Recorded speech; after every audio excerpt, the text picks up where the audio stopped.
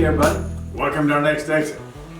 Well, today is going to be a pretty fun video, at least for me, and one of the reasons is that box over yonder and that box right beside it. And come to think of it, these next two boxes make it even more fun. That's right, we're doing a little conversion for some friends. We're not doing nothing. Our friends are doing a conversion from lead acid batteries to lithium batteries.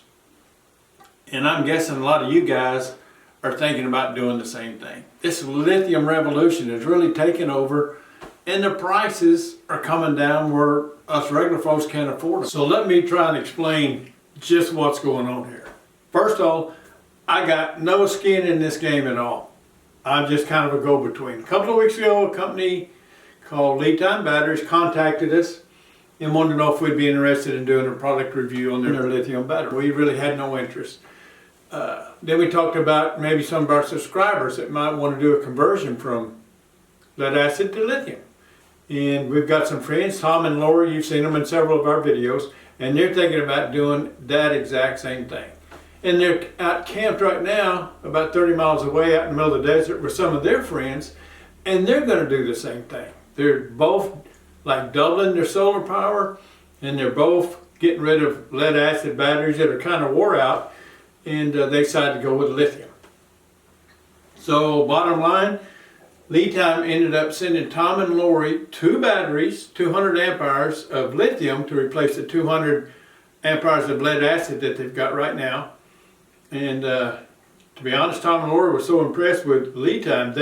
And Tom and Lori are pretty tight. They don't throw money away. They bought two more batteries to give them a total of 400 amp hours of lithium. And they're going to try to do this. And their friends got nothing for free. They bought 4 batteries and had to pay full price for theirs, or their own sale. But Tom and Lori are not really mechanically inclined. This is a big project for them. Their friends are going to help them. Their friends are pretty good at this. They've done this before. So that's what we're going to do. Tom and Lori are going to make a video. We'll put 2 videos, I think. We'll put a link to their video up here. And I'm going to kind of just talk about the advantage of going from lead acid to lithium, because we are a firm believer. We've had our lithium for 2 years, and there is no comparison. Once you go lithium, you won't never even consider going back. So this here is Tom when he first got his batteries and his friend's batteries in the back of his truck, solar panels and stuff, headed out to the desert. He's pretty tickled. Ooh, look at all of them. Look at that. Lithium batteries. We're making the jump. And of course we have panels to go up on the top. More panels. More batteries. More power. The battery is really packed in here nice and tight. Pull this out.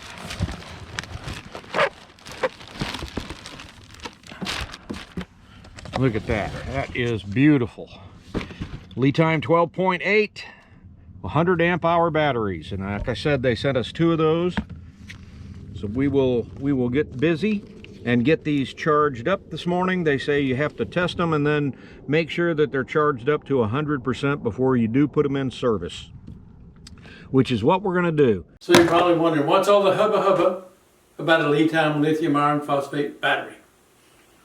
Well, the price and the quality is the hubba, but really any lithium battery just knocks the socks off of lead acid batteries. That lead acid is just old technology that it seems to just be going away. Let me take a few minutes and we'll compare the lithium iron phosphate battery, 12 volt, 100 amp hours, to AGM, 12 volt, 100 amp hour. And AGM is just a sealed battery, an absorbent glass mat, but it's a sealed battery so you don't have to add water to it. And then the famous golf cart deep cycle batteries, that's what we had on ours, and that's what a lot of big RVs have with big inverters, is these golf cart batteries, because you can discharge them so deeply. Let me see if I can explain it to where it makes a little sense. So stick with me here for just a minute. I think you'll find it's well worth your time to kind of walk through this. The lead time battery lists for a little over 500 bucks. It's on sale now for about half that. And I'll put a link down below to the lead time website and Amazon so you can see if these prices are still available. Comparatively, these are mid-range batteries. They're not the most expensive or the best, but they're not the rock bottom cheapest. Sure, you can find them cheaper and you can find some better ones. The AGM is going to run between $200 and $300. So let's just say $200 for an AGM. And the golf cart battery, about $150, $170, something like that. So let's say $150 for the golf cart battery and $200 for the AGM.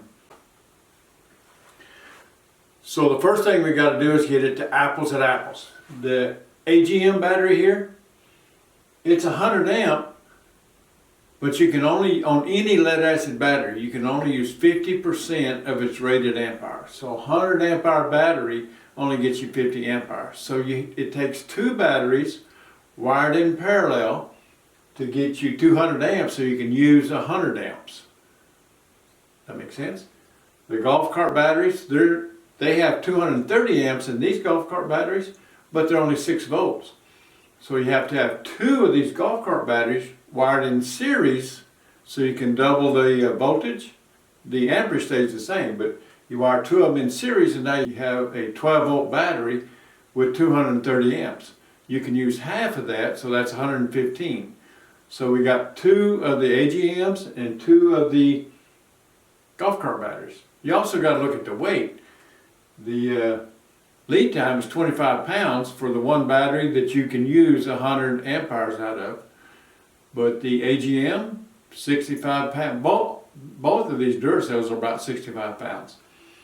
So you got 65 and 65, 130 pounds to get your 100 amp hours out of the AGM and 128 pounds out of the golf cart battery for the two batteries to get you your 115 amp hours. So it's a huge amount of weight, 4 times the weight with the lead acid.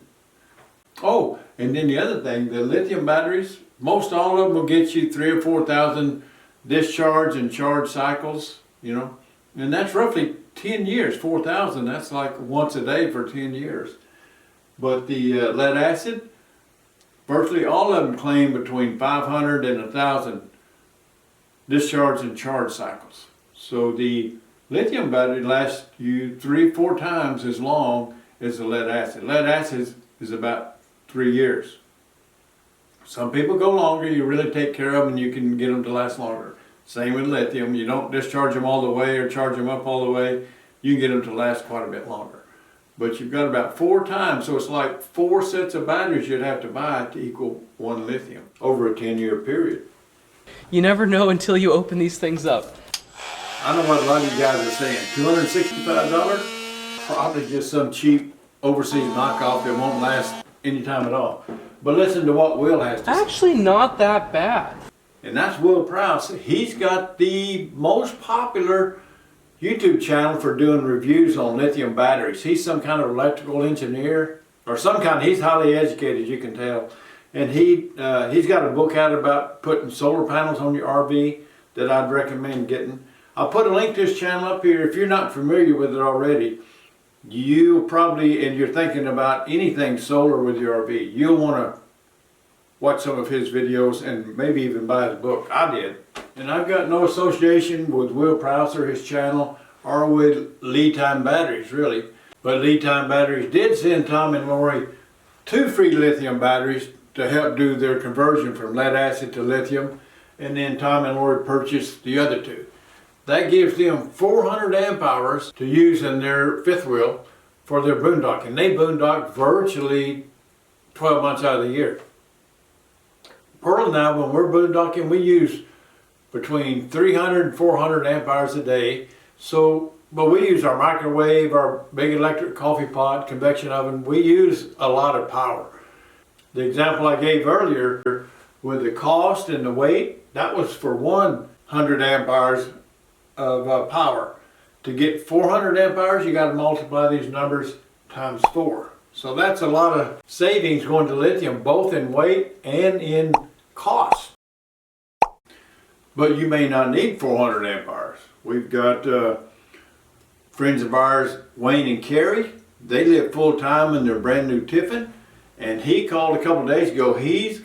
They're only 2-year-old batteries, 300 amp hours, 600 amp hours, 300 usable amp hours. He's thinking about going with lithium and installing solar. They live full time in their RV, and he's going to get 1,000 amp hours. Now that's a lot. That's a whole lot. But he got some special reasons why he wants to do that. We've got a neighbor that lives over on the other side of us here in Yuma.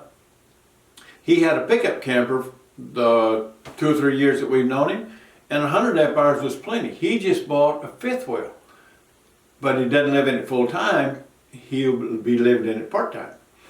So 200 amp hours is probably plenty good enough for him. But for the average person living full time in their RV, with a good size RV that you've got room for it, 400 amp hours is a pretty average round number. But there's always a catch, right? If you've got a newer RV, your current battery charger may be able to charge lithium already. You have to look on it and see if it has it's called a CC/CV, constant current, constant voltage. If you have that setting, you can set it up for lithium, or it could be called custom. You can set it up for lithium, or maybe it could be even called lithium. But you got to make sure you have a way to charge it, because they charge different than lead acid batteries. Or if you had solar, as you can see here, there's several things you got to pick up. Solar charge controllers, wires, fuses and stuff. So it just depends what you've got currently and what you're trying to accomplish. Hopefully that gave you a little bit better understanding of what it takes to switch from lead acid to lithium. If you're lucky, you have a newer RV, you may already have a lithium charge profile on your battery charger, and you don't have to do anything, just change some settings. Or you might have to buy a new charger, but that's not a whole lot. If you want to add solar or increase your solar, now you're in the same boat with Tom and Lori. If you want to see how they did it, I'll put a link up here. As soon as they finish, right now they're out in the desert doing it. But as soon as they finish, I'll publish this video and put a link up there, and you can see how they did it. I think they're doing a couple of videos, and it ought to be very entertaining, because it's going to be a grassroots install, but it's going to be done right. I guarantee you that. And we've got several videos on our conversion from lead acid to lithium, and I'll put those here at the end of the video. We've got 3 or 4, and I'll put links to all of those if you want to check out any of those. They're like 2 years old, I think. So that pretty much covers it. Lead acid to lithium.